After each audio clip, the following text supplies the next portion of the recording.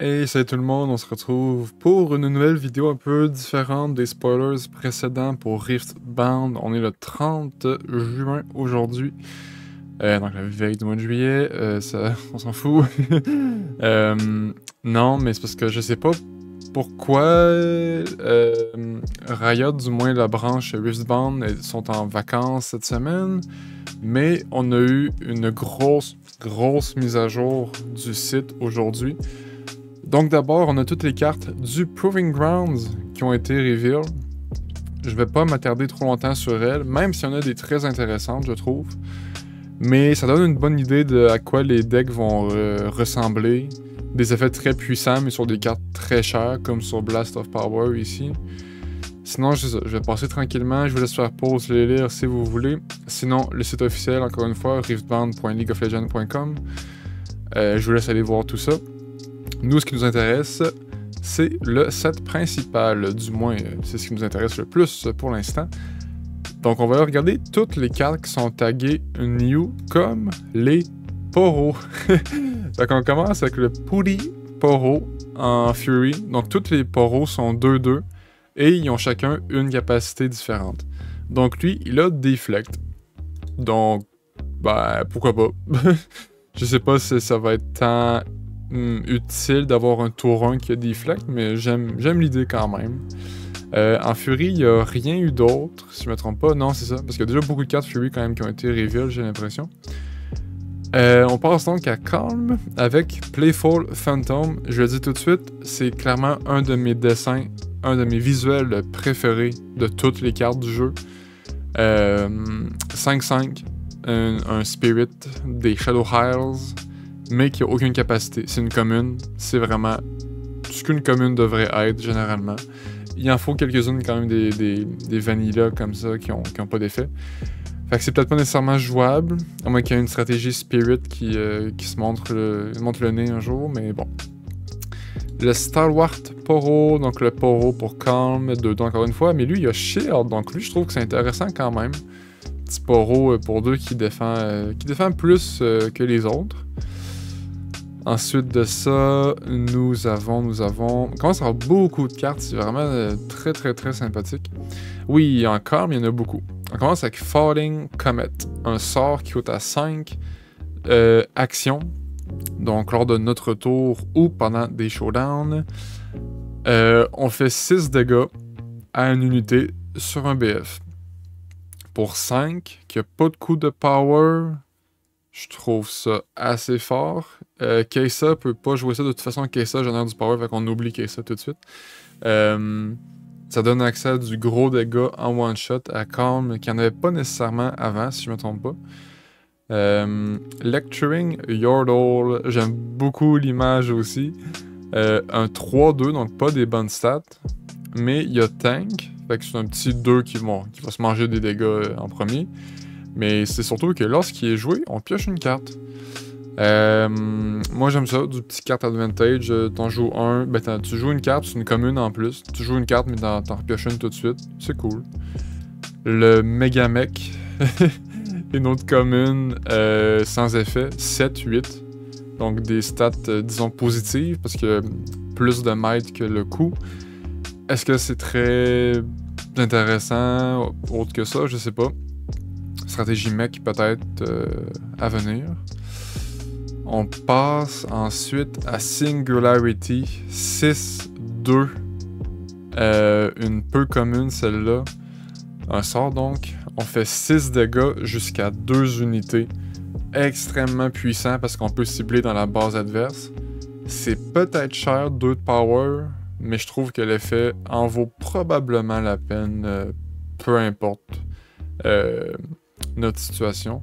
Surtout qu'on voit ici, faites pas attention au pop-up Steam en bas, on voit ici Malzahar qui peut nous aider à jouer ça pour moins cher techniquement. Donc il va vraiment avoir plusieurs stratégies à explorer, à découvrir, c'est ça qui est le fun dans un jeu de cartes. Un nouveau jeu de cartes en plus comme ça qui est tout frais à explorer.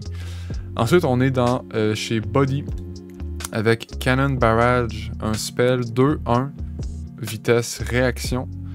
Faites 2 dégâts à chaque unité ennemie en combat Donc, extrêmement fort, évidemment, contre les decks qui veulent Swarm, tels que Victor ou c'est Garen du Proving Grounds qui veut en jouer beaucoup aussi en même temps.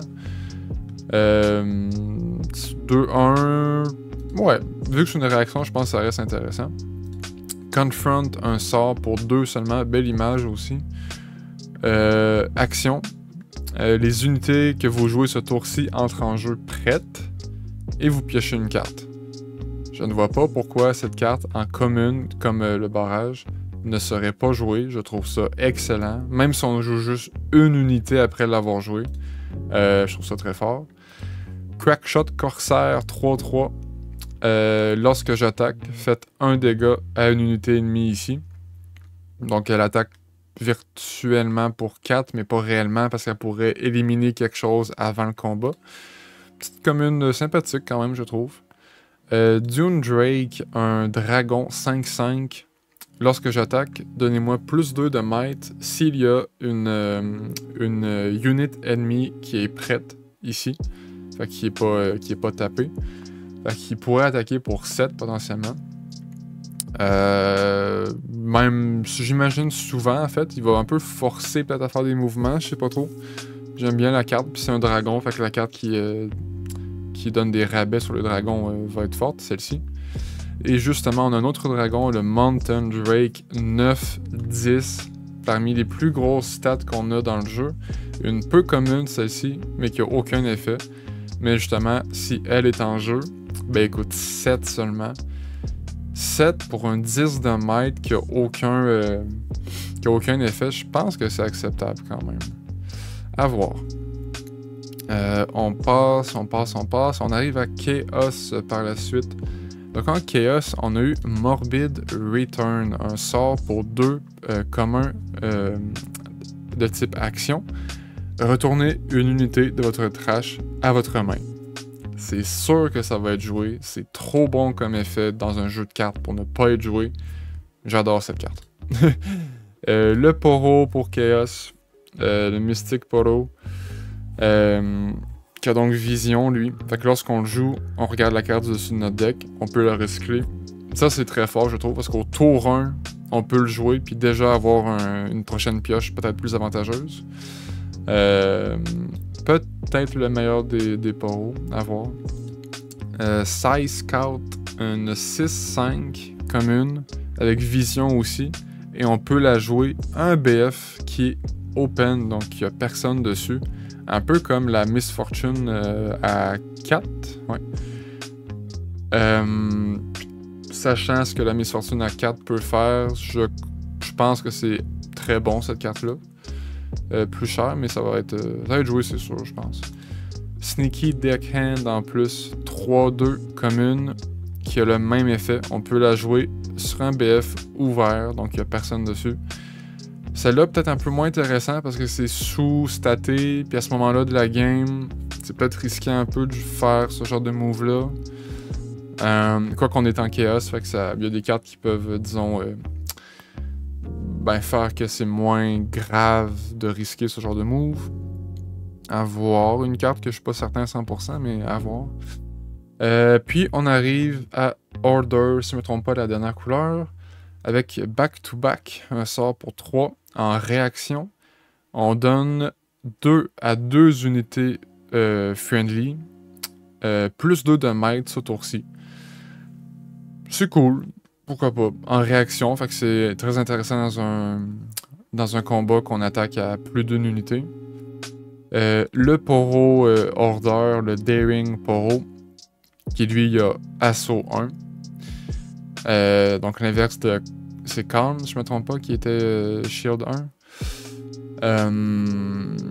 Ouais, ben lui aussi, je pense que c'est intéressant. Comme lui de Chaos qui a Vision, là, attaquer à 3 pour 2, ça va. Le Petty Officer 5-5, qui a Assaut 1, commune. Je sais pas vraiment si ça c'est intéressant. Ça me paraît un peu tranquille comme unité à 5 à jouer. Une unité sans effet, commune 4-4, le Vanguard Sergeant. Pourquoi pas? 3-3 peu commune pour la Noxian Drummer. Lorsque je me déplace vers un battlefield, vous jouez une recrue dans votre... vous jouez une recrue ici, en fait. Fait qu'elle est outside de battlefield. C'est bien qu'il le précise. Dans le fond, elle se déplace, puis elle va faire pop une recrue sur le BF pour peut-être initier un combat, ou du moins mieux contrôler le BF. Moi, j'aime ça. Peu commune. Ça va aider... c'est un effet pop. Ben, pas pop, là, mais un effet de swarm en quelque sorte gratuit, puis qui va s'activer assurément. Donc, j'aime la carte. Et je pense que ça fait le tour. Ouais, on arrive aux légendes. Ça fait le tour pour les reveals d'aujourd'hui, de cette semaine, en fait, je pense. Donc, un peu plus long que d'habitude, mais si vous êtes encore là, merci beaucoup. Laissez un like, abonnez-vous. On vise les 50, puis les 100 abonnés avant la sortie du jeu. On essaye. Et je vous dis à la prochaine.